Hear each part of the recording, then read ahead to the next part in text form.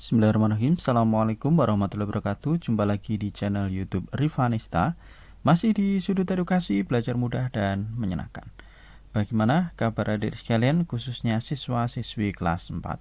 Semoga hari ini kita semua dalam keadaan sehat ya, karena dengan kondisi yang sehat kita bisa melakukan berbagai kegiatan yang kita inginkan.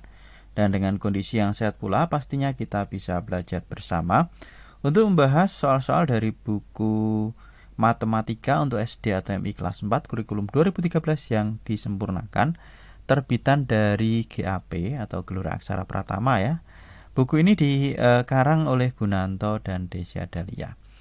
Dan pada kesempatan kali ini kita masih di bab 7 adik-adik sekalian ya, tentang hubungan antar garis. Tepatnya kita akan membahas peta konsep ya. Jadi untuk materi atau soal-soal ya, soal-soal dari latihan 1 sampai dengan terakhir sudah kita bahas ya, untuk bab 7 ya, latihan 1 sampai dengan 5. Jadi bisa dilihat di playlist GAP Matematika kelas 4. Demikian juga untuk penugasan ya, penugasan juga sudah kita bahas ya kemarin di video terakhir. Nah, kali ini kita akan membahas peta konsep. Nah, di sini biasanya di akhir bab itu ada peta konsep yang diminta untuk melengkapi ya. Nah, di sini mari kita lengkapi bersama-sama. Di sini udah saya lengkapi adik-adik sekalian ya, tinggal disimak saja ya. Judulnya adalah hubungan antar garis. Nah, di sini ada 3 yang harus kita isi ya. Ada pengertian garis, kemudian hubungan 2 garis sama sudut pada 2 garis jajar yang dipotong oleh sebuah garis lain. Nah, kita mulai dari yang pertama, pengertian garis. Apa itu garis? Nah, garis adalah kumpulan titik yang beraturan, atau bisa juga kumpulan titik-titik ya. Kumpulan titik sama aja. Kumpulan titik yang beraturan dan berkesinambungan. Jadi titik-titik dikumpulkan ya istilahnya, dan beraturan serta berkesinambungan, itu membentuk sebuah garis. Nah, di dalam garis kita menemui materi kemarin ada garis vertikal, ada garis horizontal ya. Nih ya, oke. Pengertian garis vertikal. Garis vertikal itu adalah garis tegak ya. Jadi garis lurus ya. Untuk garis vertikal, garis lurus yang tegak, itu namanya garis vertikal. Kemudian ada pengertian sinar horizontal. Nah, sinar atau garis horizontal lah. Kalau horizontal itu adalah garis yang mendatar.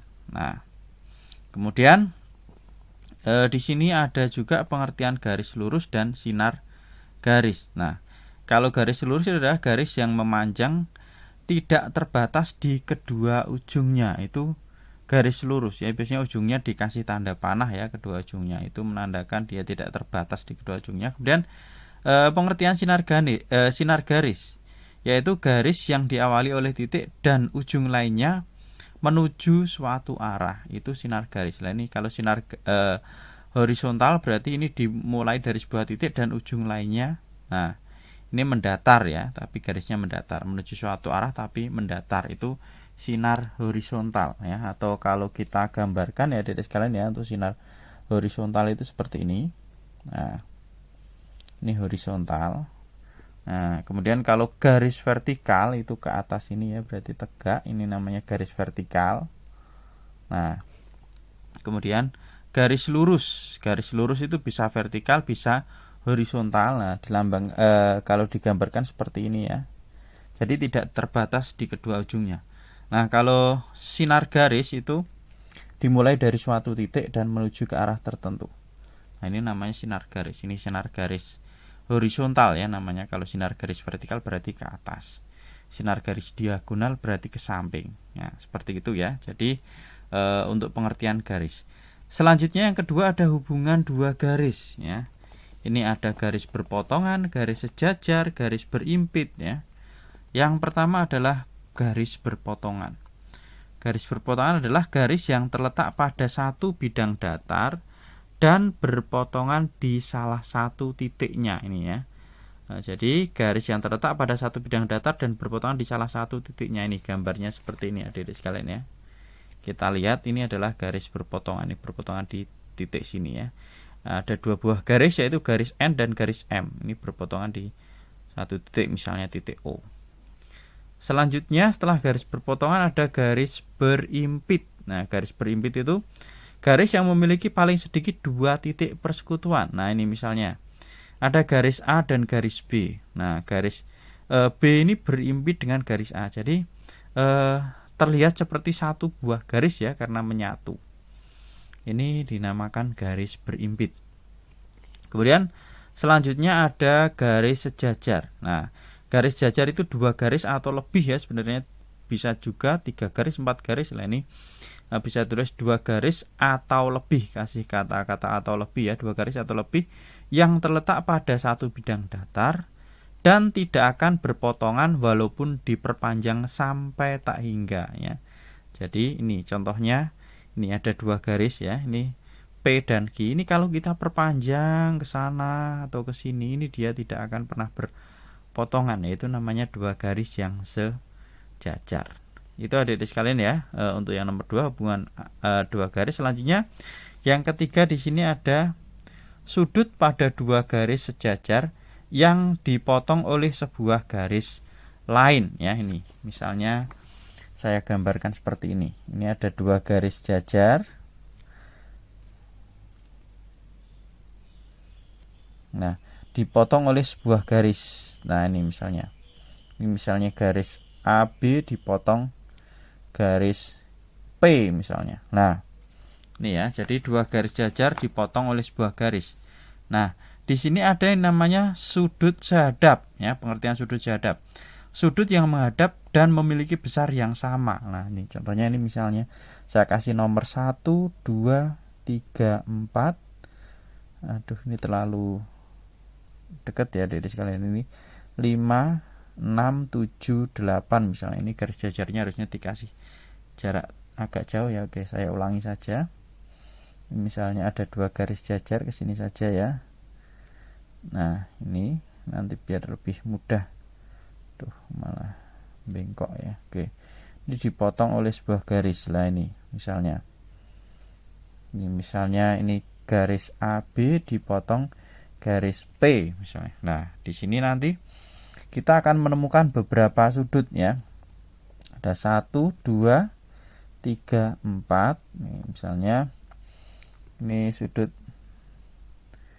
X, Y, Z, A misalnya ya. Oke.